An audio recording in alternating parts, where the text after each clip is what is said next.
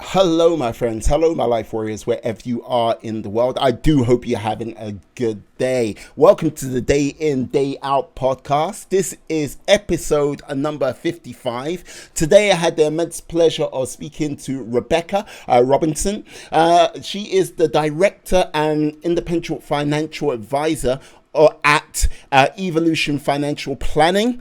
We talked about a number of different things about finance and how it can affect people with regards to their financial security, their financial future, as well as a number of different subjects as well. So please sit back, enjoy the podcast, and yes, please subscribe, please tell a friend, and yeah, have an excellent day.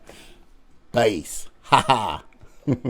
Oh, oh, hello, my friends. Hello, my life warriors, wherever you are in the world. Welcome to the Day In, Day Out podcast.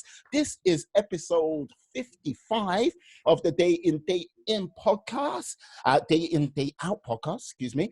Today I have Rebecca Robertson. She is a director, independent financial advisor at Evolution Finance Planning. And That's yeah, it. Well done. yeah. Exactly that. How Hey, are you today?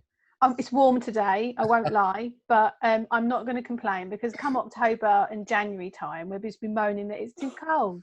So I'm not going to complain that it's warm. A warm day. It's a lovely day. Yes, it is indeed a lovely day. But you know what? I'm glad you're here today. I'm glad we're going to have a nice little conversation. Yeah. Looking forward to it. I'm Uh, intrigued where we go with this. It's going to be part of life, right? Let's see where we go, what we Yeah. learn. Yes, in my sort of my bit of research about yourself, yes, you've been working for a number of years in the world of finance, helping people, but your sort of focus being on the ladies with regards to their financial planning and everything like this. One of the Brilliant. videos I watched, your TEDx talk at Did you? Folkestone, yes, Yeah. you were talking about a young lady called Karen. Was that correct? Yeah. Yeah. That Can was you one of my clients, yes. Obviously changed her name for data protection act reasons. yes. But yes, she's an example of many similar clients that I come across, Mm, and even close family members. And it's something I've been really passionate about. And as I spoke in the TEDx talk, it is about women, but mm, primarily it's about us as a generation making a sort of shift towards wealth and wealth generational shifts. So we're in 2020, and unfortunately coming at the back end of COVID as we speak, yes. and unfortunately that wealth gap between the rich are getting richer and the poor are getting poorer is only getting bigger. And the statistics before COVID were quite shocking, and Mm, I'm quite worried to see what will happen the latter part of this year coming into next year, as that wealth gap grows. And that's really where, for me, financial education comes in. If that we're doing it in the households, mothers are doing it around the kitchen table, mm, becoming educated themselves and sharing that with their children as a family unit, whether they're, that obviously does involve men as well, and yes. naturally to have children, that's a biological requirement, in most cases. But for me, that's where my passion comes from, to allow that growth and that wealth to happen, so that wealth is not just for the wealthy. Mm. Yeah, and like this is the thing with the thing, like when you're bringing up financial education, I don't know how it was when you were in school, but when I was in school, you had home ec, or food, or it might be called food technology now. But Yeah. the whole point is, it didn't not that I know of, that any part of school, the education system goes, this is this about finance, or this is that, like with regards to the realm of credit cards, loans, how to Not sort of at all. balance it. So it kind of like when you're sort of thrown out in there and like you go, okay, I'm opening up a student account. Like it's like, here's a credit card, here's this. You can Yes, get a student yes, loan like this. But there's exactly. no sort of There is education no about them. education, and there isn't. And there are charities now these days where Mm, there are charities that are quite largely funded. There's some government funded ones where they do go into schools, but it's not consistent.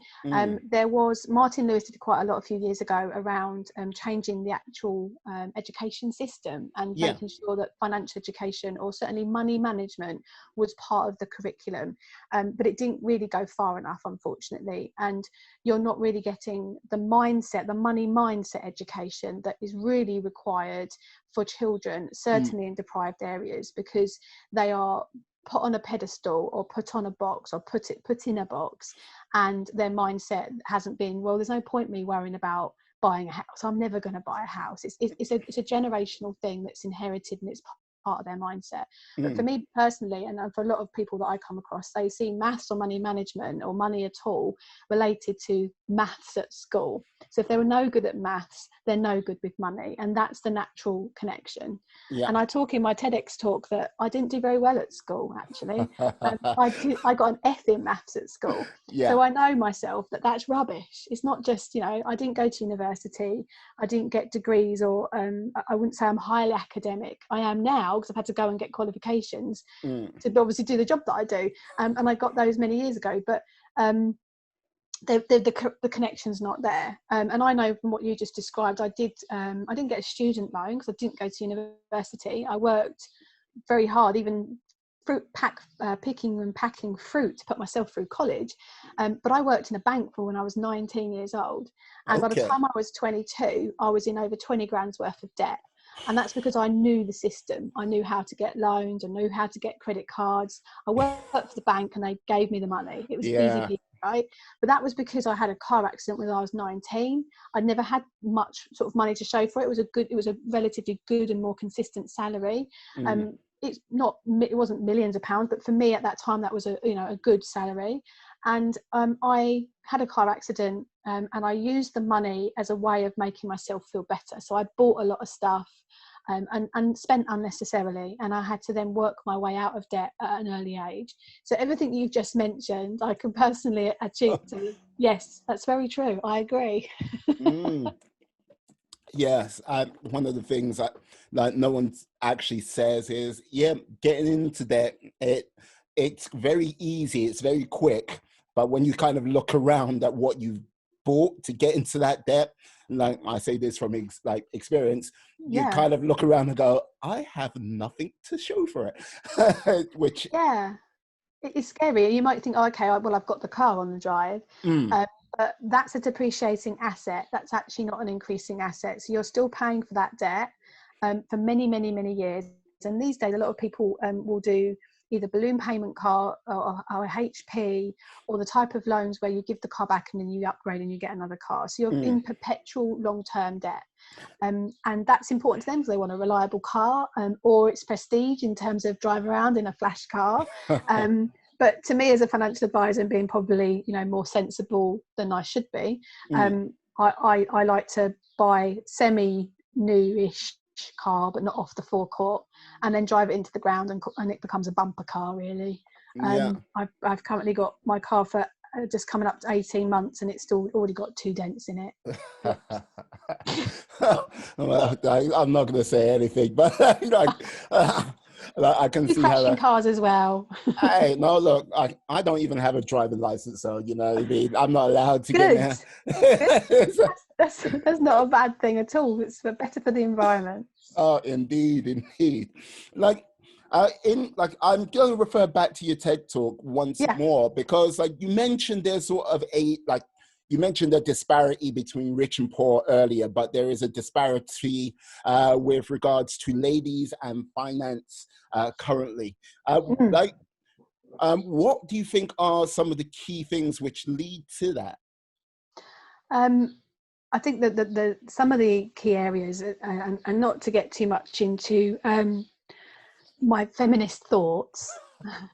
Hey, it's your time. You're married, right? You're married. I am. Put it this way, I can't say anything too loud, but yes, one day I will be married to her, and if I say it too many times, it's a bit like Candyman. She will appear behind me with a wedding dress, like I will. I want to almost encourage this now. I always want you to. Yes, I'm a bit of a wind up, so this sounds fun. So when's the day of the wedding? Shut up. Let's move on quickly. Yeah, so I see this all the time with my friends at my age, that I've got a daughter and we've got daughters, and what we had as growing up, and I know that my mum and my grandmother didn't have what the girls of today have. The next generation of women are going to be something to be reckoned with. So if you think your wife's one thing and someone like myself is one, my daughter and you know, peers like her and her friends are going to be something else. But when we were growing up from a generational perspective, there were a lot of things that we were psychologically small things that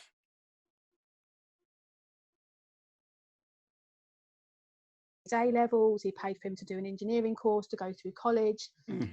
But for myself, and I'm not saying that he didn't think it was because he, you know, it was a natural thing that he wanted to help my brother have a tool, you know, a trade, if you like. Whereas with me, they didn't do that. I sort of had to find my own way, and there was expectations on my brother that there wasn't on me, as an example. And it wasn't because my dad was an all-out sexist. You know, he's a nice, loving single parent, brought me up in a loving household. But there were just natural, unconscious things that were said and done over a period of time. So when I left school, as I grew, can you hear any shouting? I can hear something in the background, but right. So I don't think it's yourself. Is there someone else in the room? Someone else did. So I've got quite a big garden, and my mother-in-law lives with us, and she's currently shouting at the cat because he's making a lot of noise and meowing. And he normally does that when he brings presents, and it really freaks her out. So it's normally a bird or a mouse. Okay. And she's clapping her hands, telling the cat off. So yeah, I'm really sorry. I've got my door open because it's so hot today. I think they've gone quiet. It'd be quite amusing watching her chase the cat with a dead bird or something. It's quite amusing. Okay. No worries. Anyway, back to my point. Continue. Yes. That what naturally happens is that women then go into the workplace at some stage, and you know, they might not have had the same opportunities. They typically would go into maybe more care roles, which are less paid. They're typically, you know, and this is not everybody, obviously. I mean, I have clients who are high flying breadwinning women that are earning, you know, their husbands are looking after the children. We're talking about stereotypes that have a lot of grey areas these days, but traditionally speaking and generally speaking, there might be more care roles. They might not go for that next promotion because they're not quite confident. And women as general, what we want to do is we want to be 100% confident at it. We can do it. We can smash it out the park. Whereas I know I've been with my partner 20 years, he'd be like, do you know what, I could do that. I've only done like this, like 5% of it before, but I know that other 95%, I'll figure it out and it'd be fine. Whereas women, we wouldn't do that. We want to be 95% sure that we've done it all and it's all good. So we typically wouldn't go for promotions. We wouldn't put ourselves out there so much. So over periods of time, and then you maybe have children, you're already at a place where you're paying less into pensions, you're saving less, you're investing less. You're not maybe looking at assets or buying your own house. You might stay at home a little bit longer, for example. And then you have children. So then you might give up work. You might only go back part-time. You might not have a job to go back to. They've made your job redundant. So there's a number of factors. And then as you have children, that commitment of having flexible working, having a job that, you know, you might have had 5 years out whilst the children are younger and waiting for them to go back to school or start school. And therefore you want something that's easy to fit around the children. So it's not that high-flying career that you've got to commute to. Yeah. These are a number of attributes that happen over a long period of a women's career.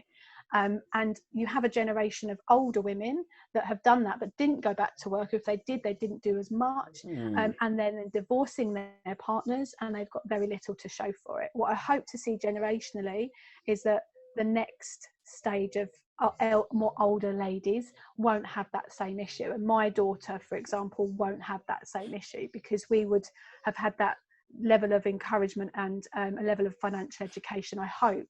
So generations to come, in maybe 100 years' time, I hope this shift to have happened, but it seems to be very slow going. Mm.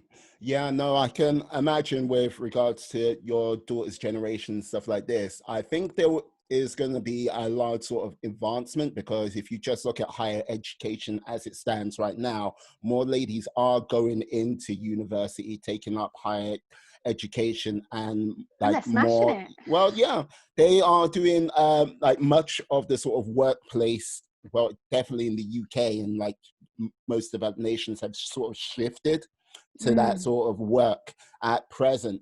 I think what might be an interesting twist is with the COVID like virus kicking in. I think Mm. work practices might change entirely. So I'm not I too hope sure. so. Well, I think it might do, but I'm not too sure how that's going to sort of equate to how people, uh, both men and ladies, will sort of plan out what their sort of financial futures would be. Because I think it's a case of Mm. there might be more flexi work, it might be working from home. And like if you're working from home, like especially if you had to work in London, that sort of like companies might be like going, seeing as you're working from home 60% of the time, we won't necessarily pay you the As same wage. much. Yeah, Yeah. because you're not doing the commute and everything like that. Yeah. So it'll be interesting to see. But I I think, will, and I think some things will be short-lived, where people are setting back in. Maybe they're setting up new environments in working offices, and mm, some, for example, my husband works for a law firm, and there's some really old school law firms. They just won't change. mm, But I can see actually his particular firm. I can already hear and see some of the changes that they're making.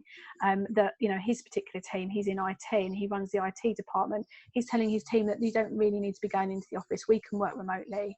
mm, And he's seen a success of that. So I think it will depend on the success that people have had or not had over this period of time. If they've been able to get on with work and it's applied and they've got good results from it, then the yeah, firm might go, okay, well, this is maybe something we can work with.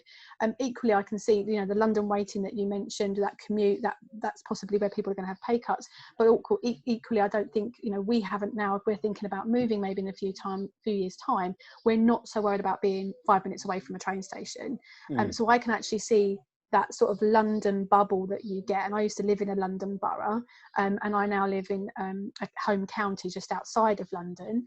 And that's part of our consideration. So actually, I hope that actually what it does create is a more distributed wealth, and mm. actually maybe people moving, large offices moving out of London and maybe setting up offices more up north, where they don't need to have so much of a headcount in London anymore. So I can see it making some positive shifts. I really can. I think so. I think so. With regards to like shift more up north, I think that might be a benefit for places like Manchester, Leeds, possibly Mm. Liverpool, there where that might take full advantage of that. It's Mm. just a case of like people are like going, what's going to be the new normal? What's the new So, normal going to be? yeah, we don't know yet. That's what's Yeah. quite exciting, though. That's what's quite exciting about it. Or I don't think we quite know. Mm, And I think there's going to be different perspectives on what normal should look like. But I think it's been a long time coming, mm, and I hope that there's similar shifts about all kinds of different subjects like education. It's all well and good. I've got a 3-year-old and I've run the business over COVID with no childcare, and it's extremely stressful. It doesn't mean that you're working from that home. ain't, yeah, no, that Doesn't ain't mean that the easy. kids are taken care of. So with that, I think what we've underestimated is childcare in general and Mm, the education system, because there's going to be, I feel, quite a big, certainly from those from less well-off environments with a little internet, or they haven't got laptops at home. um, you know where my husband works in IT, we're really good in that department. You'd mm. expect us to, but there's other families that have struggled with that, even though they, because they can't just go out and buy another laptop because one's been broken or something. So that financial education, that gap of what's happened over people not being able to do the homeschooling, and I've struggled that with my 12-year-old. It was really hard work to get her to do anything. There's going to be That's just the common rule for any 12-year-old. any 12-year-old. Yeah. Complete nightmare. I literally was pulling my hair out. I think I was quite ready to go and live in a tent somewhere, to be quite frank. but we got through it. But I think what's going to be interesting is that, okay, what emphasis from a government, from a top-down perspective, emphasis is put on education, because I think it's undervalued. And I think that's what I hope there's other shifts that come out of COVID around some really key subjects, like nurses and doctors being paid more. You know, like, why is it that the broker in London, and I work in financial services, why are these top bankers in London paid so much, and then the people that actually, when it comes down to it, the people that really matter, and in economy it does matter, don't get me wrong, we need our economy to be stable, but at the end of the day it comes health and then economy, right? Because if you haven't got your health, you haven't got anything. So I hope there's some fundamental shifts in our society. I really do. I think with regards to the sort of realm of education, I think with the way this has been locked down, everyone's been at home. People who had it the easiest had, like some people might go, people who had no kids have had it easy. But if you have a kid from the age of from like 0 to the age of sort of 6 or 7, where they're not, it's like it's all about you and not being independent. Or if you have slightly older kids where it's just like, leave me alone, I'm doing my own thing. I just think with the realm of working at home with kids being there, I think people took it lightly. I think when this happened, that's when people actually went, it's not as effective as you might think. No. And unfortunately, I'm hearing from friends of their children self-harming. And I'm hearing from, I don't know if you saw, there was something on Facebook of a guy, I think I'm not sure what state he was in the US, and his little boy committed suicide. So we're not made as human beings to live like we've done over the last 3 months. No. We're not made to do what we've had to do in some examples. And I'm really lucky that I have a horse. I worked very hard to attain, and I always wanted one growing up, and now I've got my own. And we was able to go to the yard at first by like arrangement, but it meant I could get my 12-year-old out of the house. And that was a godsend. That in itself, being able to walk there in the fresh air, was a godsend. It gave us something to focus on. And I think there's going to be a mental health issue with many children that will work out of this period of time. And that's another reason why it's been undervalued as an education, because it's not just the education. It is the structure that it brings. It's the support that it brings. And you can't do that online. You cannot beat face-to-face interaction for children. And there are online can only go so far to support that. With regards to mental health, I think the emphasis has been on how adults have been handling it on a sort of day-to-day basis. Lots of wine. Hey, there is an option. Wine, ideally not. Yes. But people, I think people have just dropped kids into the realm of, they're resilient, they'll be able to deal with it, and just leave it at that, which they are resilient, but I think don't sort of I think that's where it's going to sort of go slightly awry and wrong. So personal development, I've spent a lot of time figuring out stuff in my head, so how I have conversations. So, what do you want now type of tone of, you're being a pain in the what's it, give me 5 minutes break, will you? Once you've got that language going and you're verbalizing it for children, they're not going to come to you with their problems. They're not going to come and talk to you about what's going on. So I have to make a real conscious effort to not to verbalize those things going around in my head, and try and reframe things in the sense of, okay, I want to talk to you about this. I acknowledge that you want some help, or you want me to talk to me. Can I just finish what I'm doing? Give me 2 minutes and then I'll come and talk to you. And that's really hard. That's really hard. Just want to, you're just in yourself, you're in your head, you've got a million things going on. They haven't got a clue what like being an adult in any normal circumstances, let alone when COVID happened. But to be able to do that, I think takes real strength. And that's something that I've had times I've not done and I've not been successful at. But as an entrepreneurial business person who wants to strive and wants to develop and wants to grow as a person, it's something that had to lean into and seek out and get help with and get the right people around me to be able to become that kind of person where I yeah. So that is a great skill set to pick up, by all means, to like see that within yourself. So what else do you think you've learned while going through like this period? Oh, great question.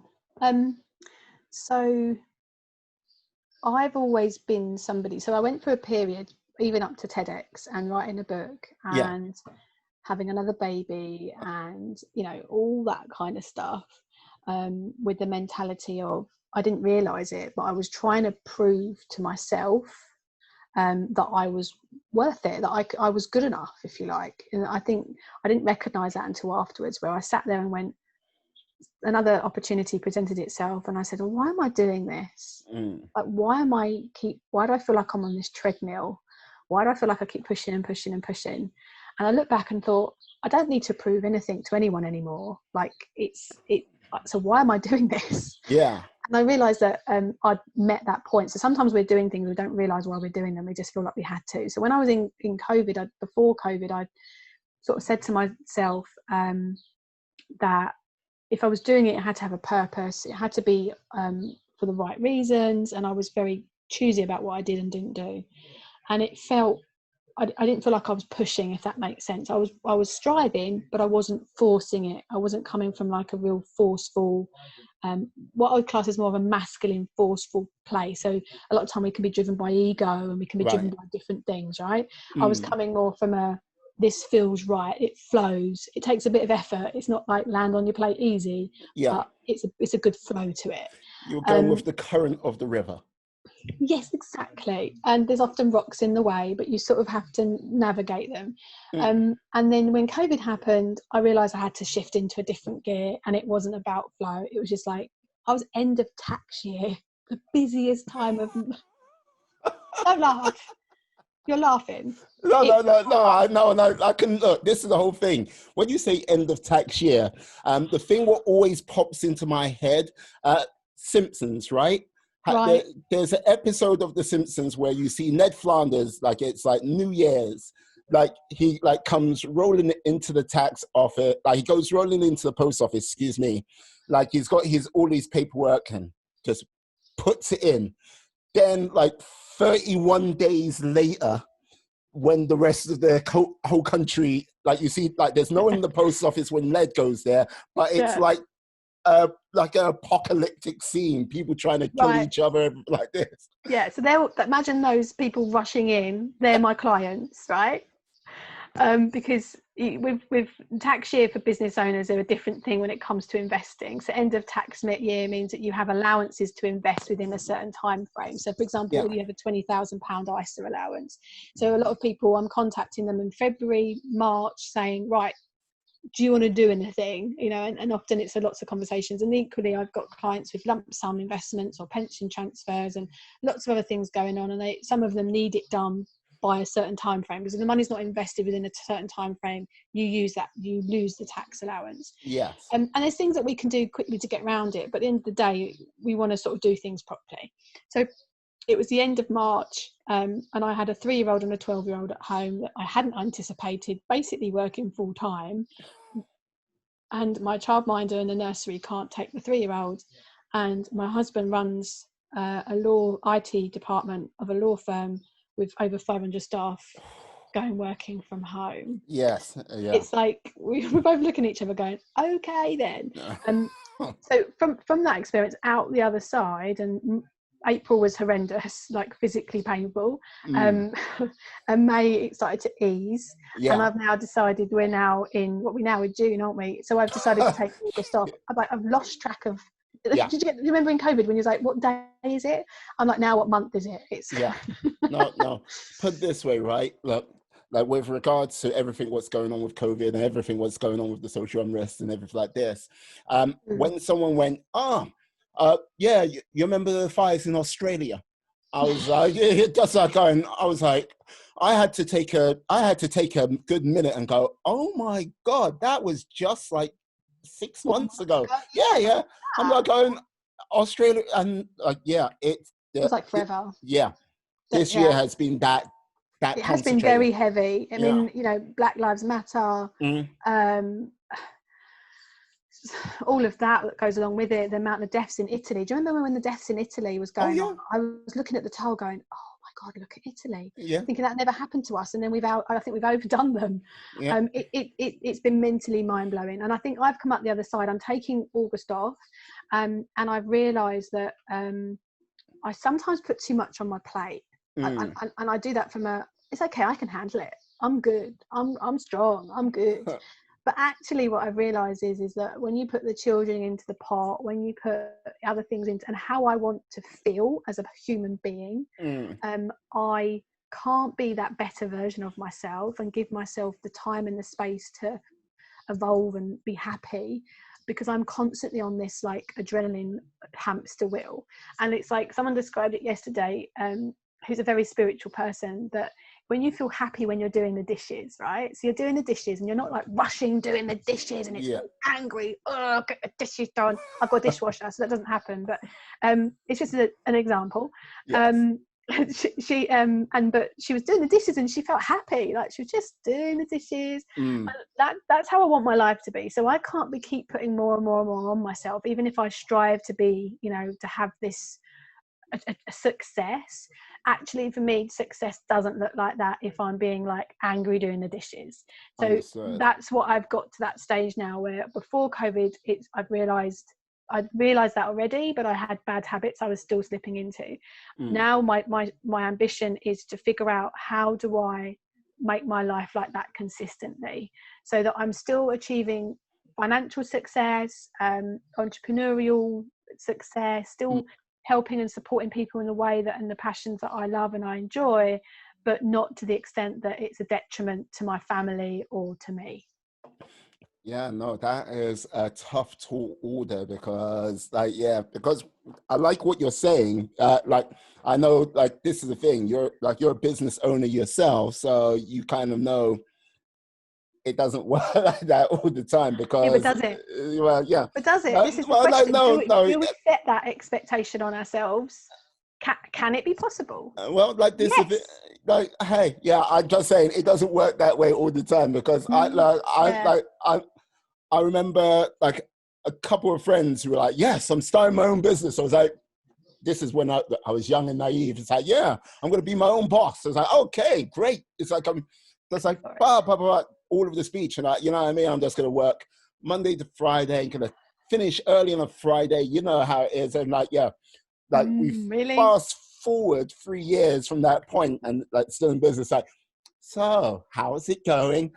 I've been putting in something like 10, 12-hour days, working over the weekend. And like, it's just, right. Yeah. If you were talking to me in my my early 20s, my teenage years, I'd be like, yeah, I think it's just a case I've seen a little bit too much on the other side to know. Yeah. And I've been there myself. Like, I have been. So when I had my baby, he's coming up to 4. So I had him. I've been in business 8 years. So I was just coming up to 5 years, and I was pretty okay. The business was doing all right. I'd done those late nights. I'd done those, the graft. You know, I started out marketing myself, going to psychic events, wedding fairs. I'd done it, right? Psychic events. I know, even a psychic event, wedding fairs, everything. Okay, I was just like in my local community, going out there, being visible. Yeah. Podcasts were a thing, but I don't think it was really it wasn't a big thing. Online was a thing, but not nearly as much. It was more like Facebook. We're talking 8 years ago, right? So it was a bit different. So I've done that graft. I've done that thing. I've now got to a point where I have a team that help me. I don't do everything. So in business, it's about leveraging yourself to a point where there's enough revenue that you can then leverage your time. So I refuse to work till late at night. I don't do late at night anymore. Cool. I don't care if the world is falling over. It doesn't happen.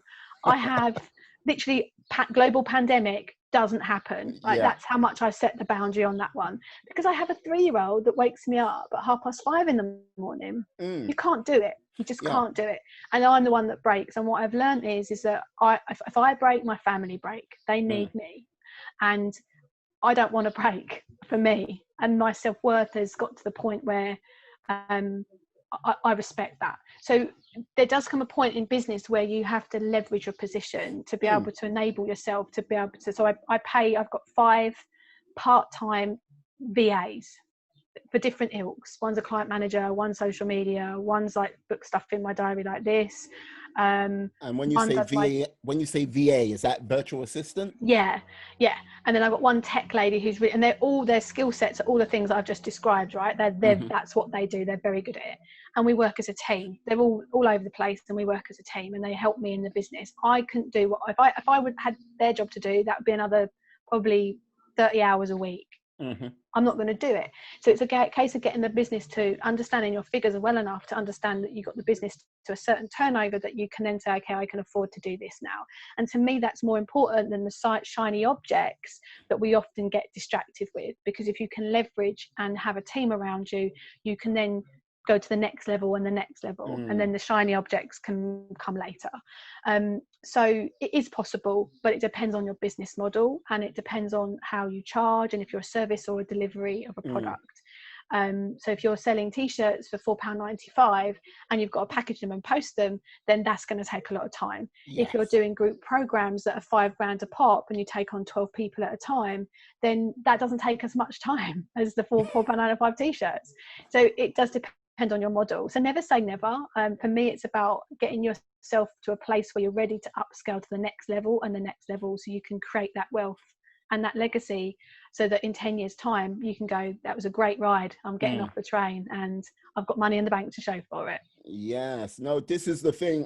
One of the things when you like mentioned VAs, the virtual assistants, I think that's what many people I think don't sort of like figure out how to build a team when they're like a sort of a startup business themselves, or can't afford it. That's often what they would say. They go with the finances first. I can't afford to do that, and they're thinking about it on just that aspect of cost, but they're not looking at it from the realms of how they can help save time to basically, how can I put it, offload some of the bandwidth of their day. And I think that's an important thing. People need to kind of look at that. Just to go, it's taken me years to get to this point. This time last year, I had one lady doing 90% of those 5 people's jobs. It's taken me the last year to get that team in place. And rather than going to that current person and saying, do you want to take on more?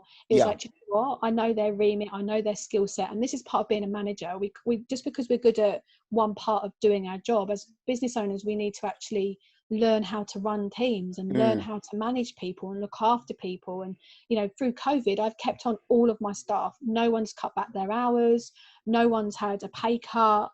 But my business is a point where I've put all the basic foundation, which might be quite boring to some people. It's not sexy, right? No, it's not fun. It's not going to mean that you can buy that Ferrari tomorrow. It might mean that you've got to do some foundational work that you don't want to do, but we want businesses to be long-term and strive over difficult periods. No, I think the basics, the foundations, the fundamentals, I think this is what's highlighted with regards to the pandemic right now. The amount of companies which, let's just say, like long-standing companies, which the basics, fundamentals, what helped them become a big company, have been either forgotten or they've ignored them.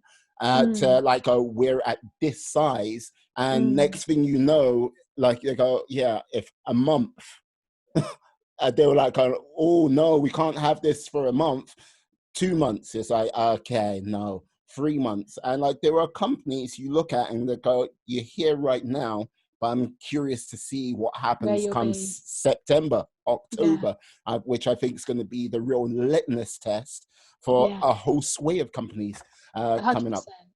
And then that's because they've got very high overheads, and they haven't got differential revenues. They're reliant on often 1 or 2 revenues, and it's not their fault, but they've got high rents to pay. There are some businesses, but I think smaller size businesses, the ones that will come out the best are the ones that pivoted and didn't just sit and wait.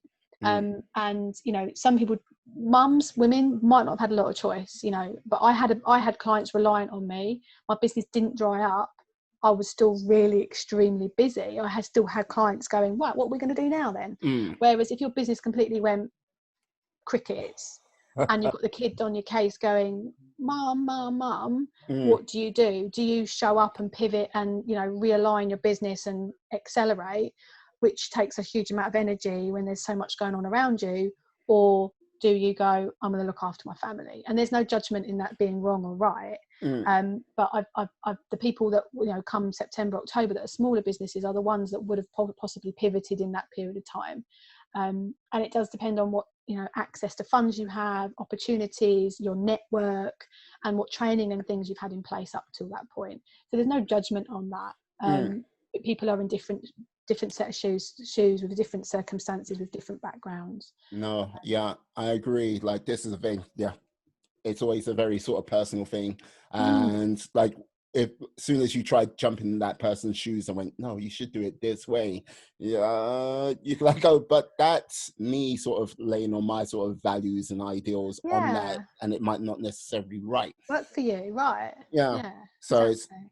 it's always one of those things where you got to like push hard. But like, I think one of the things which I will say you got to put on to, I would say, every business going forward from now on is, yeah, get those fundamentals right, get that foundation right, because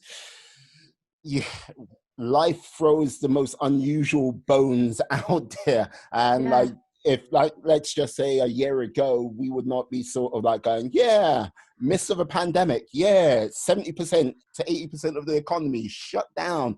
Everyone's staying at home. It's like quite crazy indeed. I'm used to those what if scenarios though, because part of my job for 20 years now is asking, what would you do if? So what would you do if your husband died? What would you do if you both died? What would happen to the children? What would happen if you got cancer? Like, these are not nice questions. I don't quite come out quite literally as I'm saying them. There's a bit of softening and positioning and discussion around these things.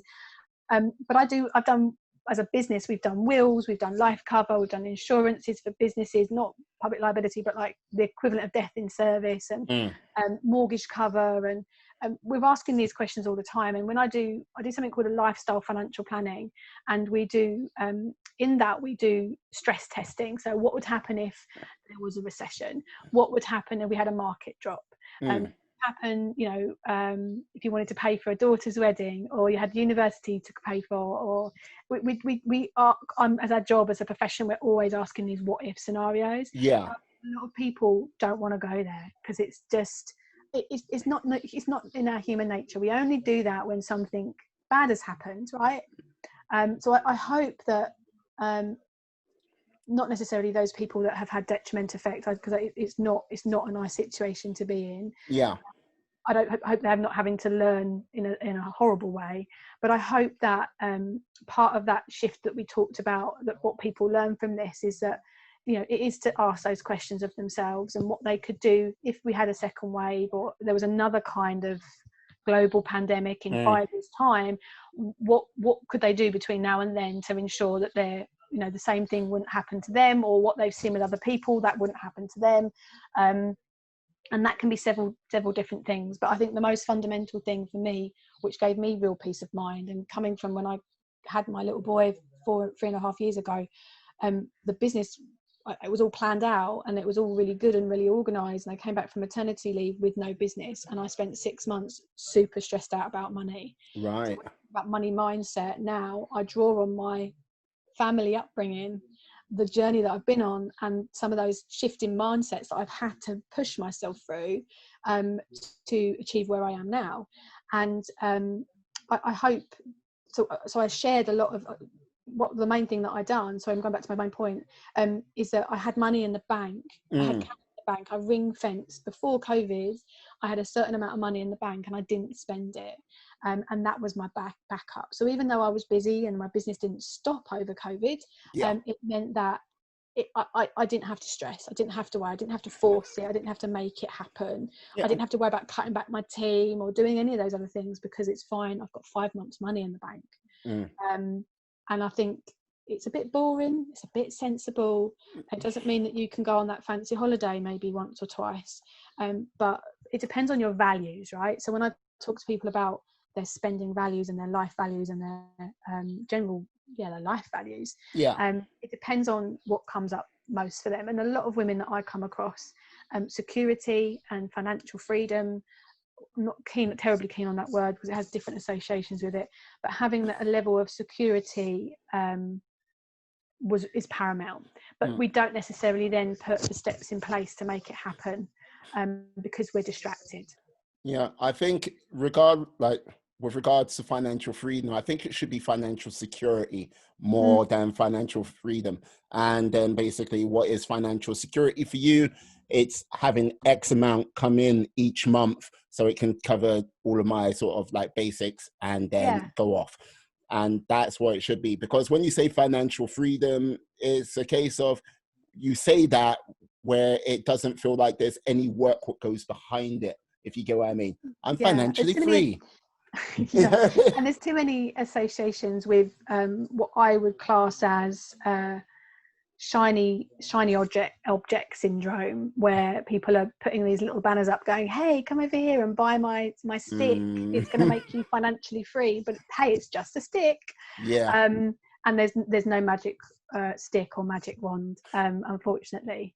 I like to talk about things more in a sense of legacy. So what legacy you want for you in 10 years time, and what legacy you want for your family either in 20 years time or when you're not here, because I think people can resonate better with that in a nicer way. Excellent. I'm loving it. Like, you know what? Like, it just makes me think about, yes, I need to do X, Y, and Z. But yeah, this is good. great. That's the whole point, and that's what I feel like I'm here for. I come from a very normal family, a normal upbringing. My dad bought the council house off my grandparents, and I went to a normal state school, and I never went to university. And I feel like part of my journey to up level is to share these messages so everyday normal people can hear them, coming from somebody who is down to earth and really passionate about it.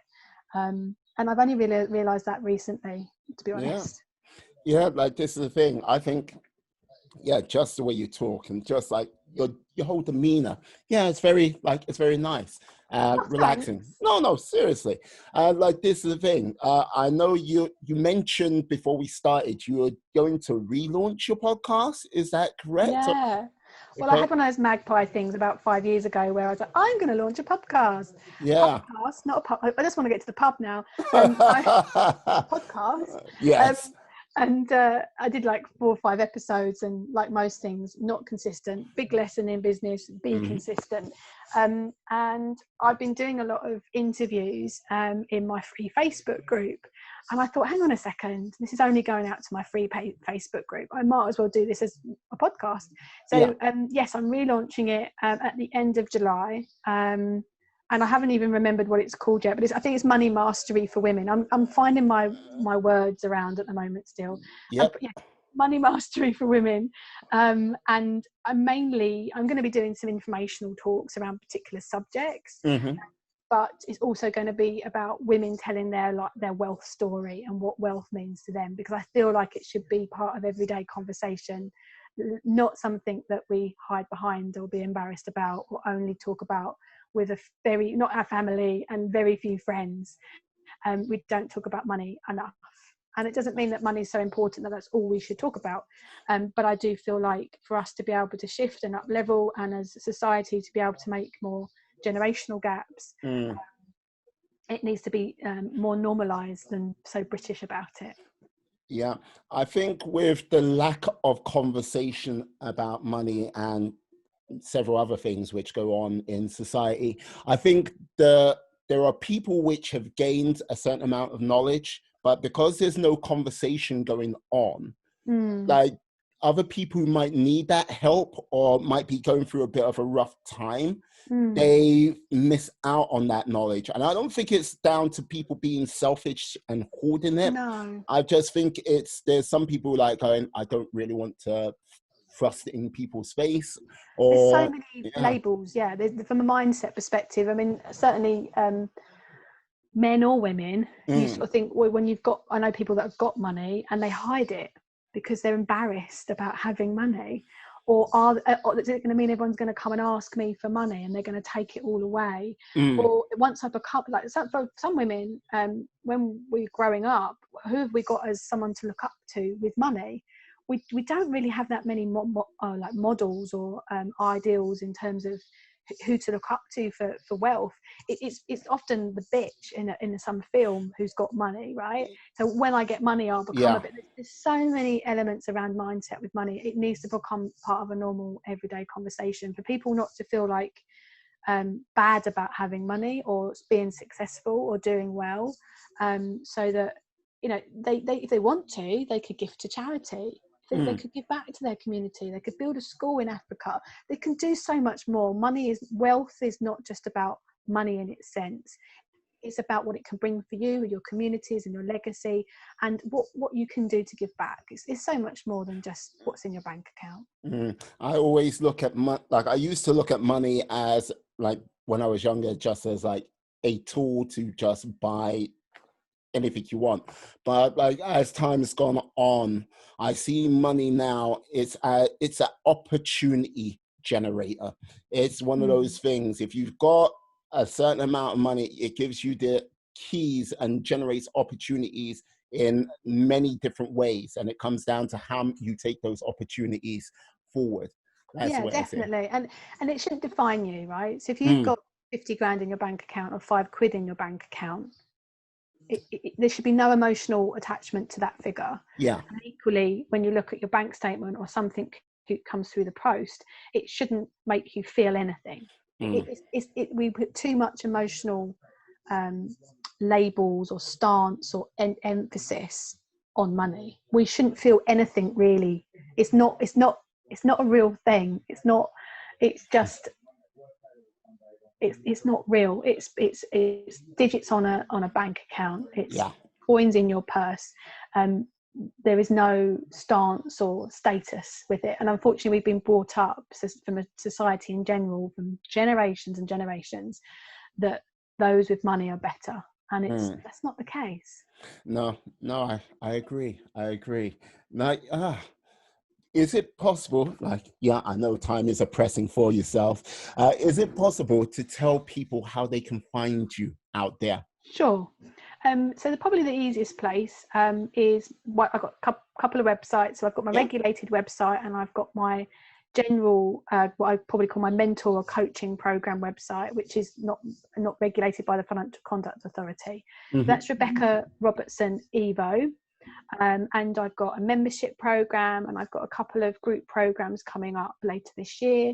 My podcast will be available on there. So if you can't find it, it will be coming up, and you can sign up to a newsletter and you'll get notified. I've got a free Facebook group, which there's links on that website to my free Facebook group. And I get really good feedback about my challenges. So about 3 or 4 times a year, I do challenges. And I did one recently on future-proofing your finances. So I'm running that again in October. So go and check out the free group. You can go and join. And then my regulated business, where I do more the financial planning, the cash flow projection, lifestyle financial planning, pensions, investments, mortgages, that kind of stuff, is evolutionfinancialplanning.co.uk. Perfect. What I'll do, I'll put it in the show notes in the description. Thank you. So people can find you. And I've got to say, hey, Rebecca, it's been a pleasure having you on today. I'm definitely going to having me. No problem. I'm going to get you back on the show, definitely in the near future. Maybe around about October time, and see what goes on from there. Hi, we shall see. I'd love to. Perfect. Let me just say thank you to Rebecca. Let me say thank you to one and all who are out there. So thank you, my friends, my life warriors. Stay well, stay safe, be awesome, be excellent, be fantastic, be all the positive bees you can be in this world, and some more. Have a great day, people. Peace. Oh, yeah.